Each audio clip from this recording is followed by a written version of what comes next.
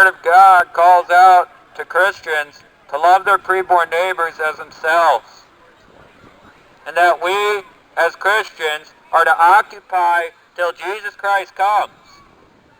Yet, what is the vast majority of Christians doing? Flocking to a concert, to their entertainment, to their shallow songs, to their worldly sounding music, while ignoring the weightier matters of the law.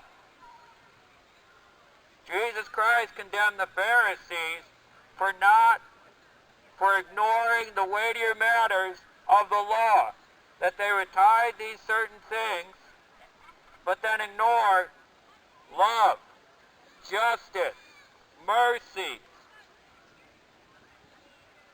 Many Christians today are ignoring an abortion holocaust. Abortion is murdering 70 million of your neighbors in 47 years of marching for the March for Life. Abortion continues on, and the pro-aborts get more vicious. Those that hate God get more vicious and more tenacious at murdering their children. And what does that say of America today? A nation where in God we trust is on our currency. Abortion has murdered over 70 million preborn boys and girls, and the church has been largely silent, except for a time during the 80s and 90s when people rose up and decided that they would have enough of the murder of children and that they would blockade the doors of abortion mills. Wichita, that rescue movement came to this city. It came to the abortion mill at Kellogg and Bleckley Street. And there was a fence up because Christians back then had stood up. They went upon the property and they acted like abortion is murder. Now all that has gone away. And there's more Catholics than Protestants putting this nation to shame. That people who do not know God, that people who commit idolatry, will love their preborn neighbors more than us, who have the law of God written upon our hearts, who have the law of God in the Bible. And yet an abortion holocaust continues to be ignored.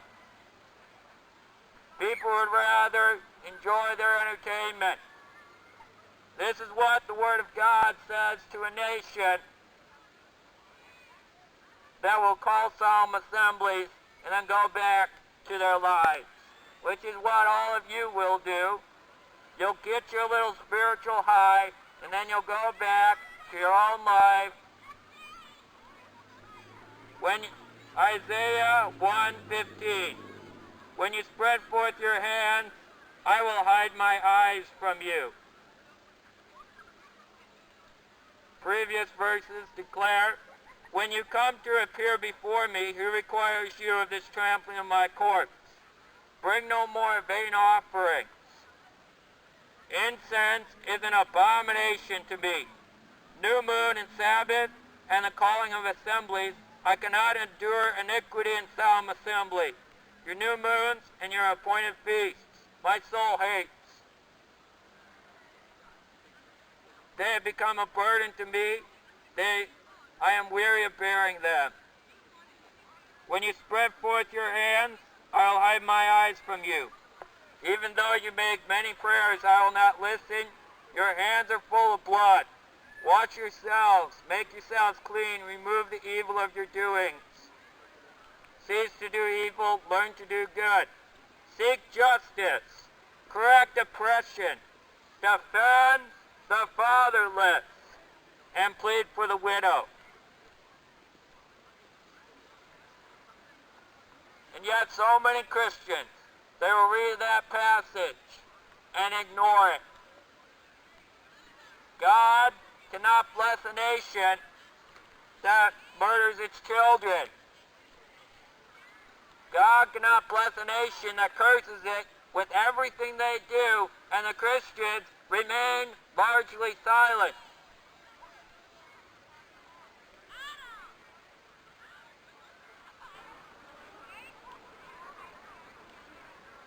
For 47 years, we cannot say that we did not know of any abortion holocaust.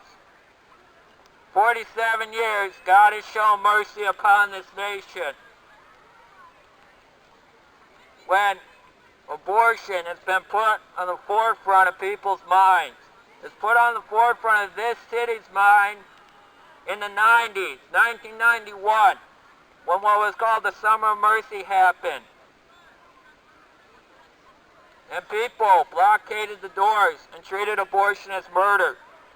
Now where are those days? Gone into history. Jesus Christ commands us to seek justice, to love mercy, and to walk humbly with God. And Jesus Christ hates the worship of Christians who don't worship Him in spirit and in truth and in deed. Jesus Christ did not require us to go only worship Him in music. Your words mean nothing to God if you do not act upon it. Because the Bible declares we will not be known by our fruits, by what we do. And what are you known for?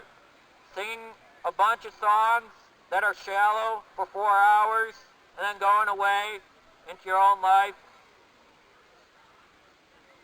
Let that not be known of you, Wichita. Let not be known for just singing a bunch of songs, and then that's all that you think is required of you as a Christian. No. Jesus Christ came down hard upon the Pharisees who had tithed their mint and their dill, but then they would ignore the weightier matters of the law, which was love and mercy. And what has this nation done? What is this nation, who is still known around the world, supposedly to be a Christian nation, what has it done? It has done their obligatory duties to go tithe the Lord their songs and going to church once a week. And that is why America is going downhill the way it is. It is not. Wickedness is as dark as only the absence of light, so is wickedness the absence of righteousness. Where are the righteous? Where are the godly? Why is it that more people who profess to be Christians will go out and fill this arena, this side of a building, and then come Monday morning, they ignore an abortion holocaust in their midst? America is under the judgment of God. And America needs a wake-up call. And often because of the silence of Christians, that wake-up call has to be through a tornado or a hurricane. And the Bible also declares that to whom much is given, much is required. But to whom little is given, little is required. Christians of Wichita, you have been given much, and much will be required of you. Much will be required of you. You know the commands. You know the commands of God. They are not only written on our hearts, they are written in the Word of God. Thou shalt not steal. Thou shalt not commit adultery. Thou shalt not murder. Through the Plan B pill or abortion. Thou shalt not commit homosexuality. You have the law of God written out in the Word of God and upon your hearts.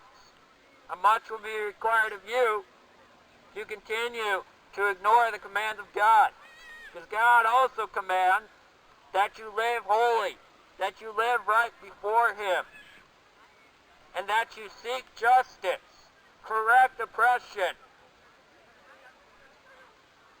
and to be a voice for the voiceless. Proverbs 31, 8 through 9 declares to you to open your mouth for the dumb, to speak up for those who cannot speak. Proverbs 24:11 declares to rescue those being led away to the slaughter, and speak up for those stumbling towards death. Why is it that so few Christians are a voice for the preborn, yet there will all be a voice for their own worship, that some of you, it probably will not rise higher than this ceiling of this building?